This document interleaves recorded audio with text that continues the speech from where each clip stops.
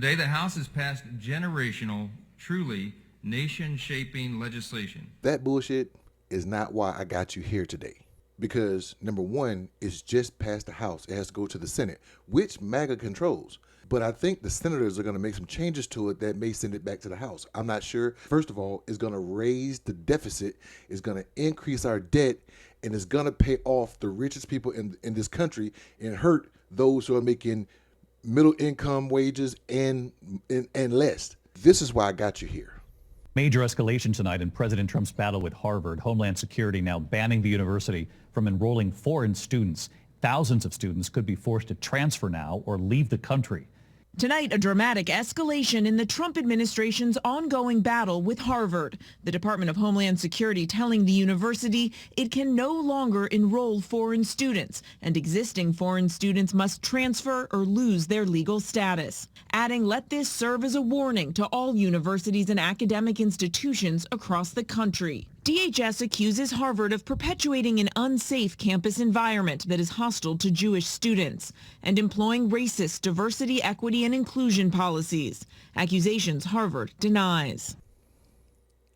This country, if you haven't heard it before, this country has a very, very bad problem with racism. This country is going to... If this country has not already figured out that racism is expensive, they're going to soon find it out under the Trump administration. What he's doing is what a lot of middle income to poor white people in this country feel like he should do. How many times have you heard people, whether they're white or whatever, getting upset about foreigners coming into this country, taking jobs, taking education opportunities, getting education, soaking up the benefits and the privileges of America, and just leaving the poor man behind, whether they're white or whatever. In this country, it's mostly white. And I'm not talking about all white people. If the shoe fit, wear it. But what I'm saying is there are some white people in this country that are in like the flyover states that feel like foreigners are coming into the country, taking their opportunities, and they don't understand that it is the foreigners that made this country great. Their ancestor came over here as a foreigner. If you were Irish, if you have Irish descent, you should know your history, and that a lot of people in this country, a lot of Anglo-Saxons labeled Irish people Black Irish because they considered them white N-words. And it wasn't until the white population started to get smaller and get diminished by Hispanics, Asians, and blacks that they took in the Irish and say, okay, you can be one of us.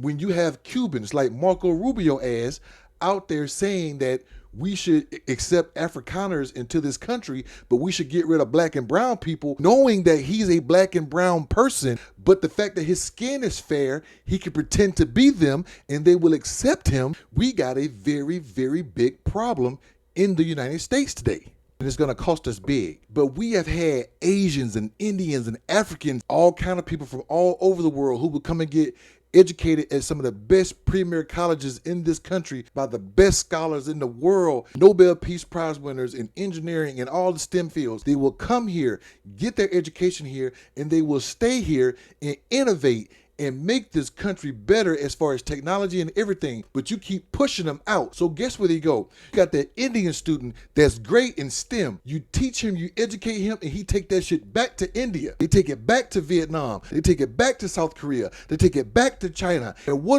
do? We miss out on all that technology, all that information, all that talent. We miss it, we lose it. And what do you have? You have poor country bumpkins sitting on their ass in poor red states, wanting the government to come and save their farm with subsidies, mad that people in other bigger cities are getting an education and trying to make that city better.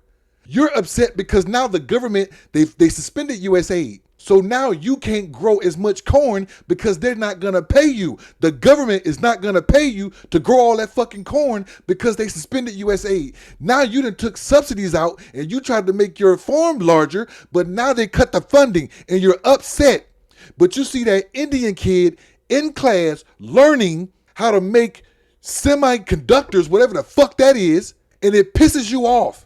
Not realizing that you got a John Deere tractor in your fucking farm that's technology driven. And there are people out there in Maga that are celebrating the fact that he's fighting Harvard, because Harvard is a Ivy League school that you are not smart enough to get into, and you're mad that that kid did. So you get mad. Now you got that rich motherfucker up there who has never been poor. He thinks groceries is a new word that he made up. You got him in there and he's playing your fucking game solely for the power. He got you thinking that taking $800 billion from Social Security and giving tax breaks and no tax on tips, that you're going to be okay with giving $2 to $4 trillion to his rich friends. That's why you excused the $400 million jet that he got from a foreign terrorist country. And you celebrate it. You like the fact that he's fighting Harvard. You like the fact that he say, get the immigrants out of the school or we gonna get them out of there for you. When he told you on the campaign trail that he was going after illegal immigrants, he never mentioned kids that are here on fucking student visas to get an education and paying Harvard to get that education. One day, you, MAGA, are going to get exactly what you asked for. And all the quote-unquote minorities in this country are going to be happy to give it to you, because you're going to lose every person that believed in the American dream, that they can come from nothing and rise to the top in this country because they feel like they can't do it nowhere else. And the minute those people leave this country and go make those other countries great, you're going to get mad. You're going to want us here. There was a German racist by the name of Friedrich L. Hoffman that wrote something in 1896.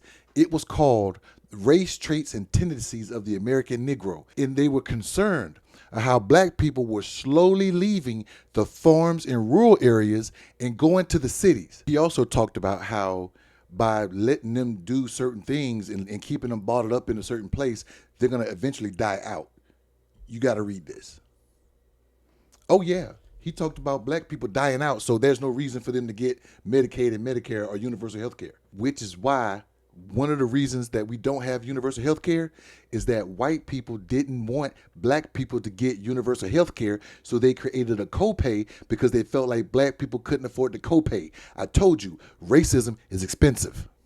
For the most part, I've traced my family in how they left places like Thomaston, Alabama, and Marengo County in Thomasville, some of the rural areas, and they came to Mobile, Alabama, which was a port city, and that it was like New Orleans and Boston and in New York for the South, for the most part.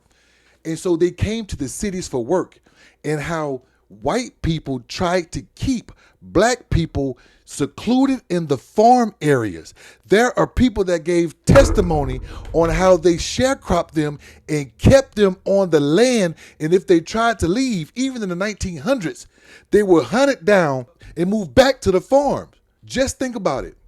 When black people tried to leave the South, there were racist people at the train stations with guns that wouldn't let the black people leave, but wouldn't make them equal citizens when they were there. Wait until you do it countrywide. I'm done. What do you think?